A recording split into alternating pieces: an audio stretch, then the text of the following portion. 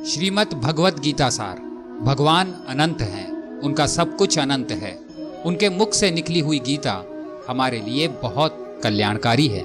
आज तक जितनी भी बातें लिखी गई या कही गई है, उनमें से कोई भी गीता का पूरा अर्थ नहीं है। जैसे बहुत सारे लोग एक ही कुएं का सालों तक जल पीते हैं, फिर भी उसका जल वैसे ही रहता है, ऐसे ही गीता भी वैसी की वैसी ही रहती है। उसके भाव का कोई अंत नहीं होता।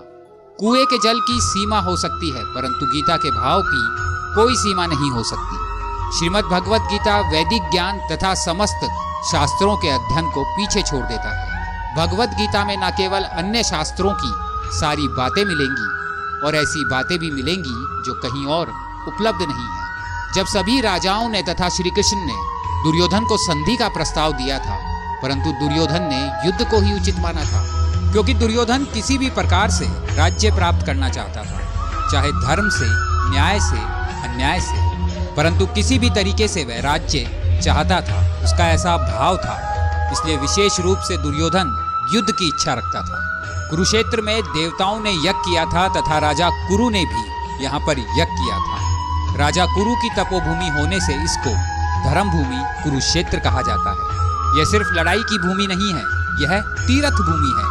इसलिए स्वयं श्री कृष्ण ने युद्ध के लिए इस भूमि का चुनाव किया था। इस तरह लौकिक और परलौकिक सब तरह का लाभ हो जाए, ऐसा विचार करके ये भूमि चुनी गई थी। युद्ध के समय अर्जुन के मन में हलचल पैदा हुई, और उसी हलचल के स्वरूप कल्याणकारी भगवत गीता श्री कृष्ण ने अर्जुन को सुनाई। जिस प्रकार खेत से बेकार पौधों को उखाड़ दिया जाता है, उसी प्रकार इस कथा के आरंभ से ऐसी आशा की जाती है, जहाँ श्री कृष्ण उपस्थित हो वहाँ अधर्म के पौधों को नष्ट करके धर्म की स्थापना की जाएगी। सभी लोग ये चाहते हैं कि मैं सदा जीवित रहूं, सब कुछ जान जाऊं, कभी अज्ञानी ना रहूं, मैं सदा सुखी हो जाऊं, मैं कभी दुखी ना हूं।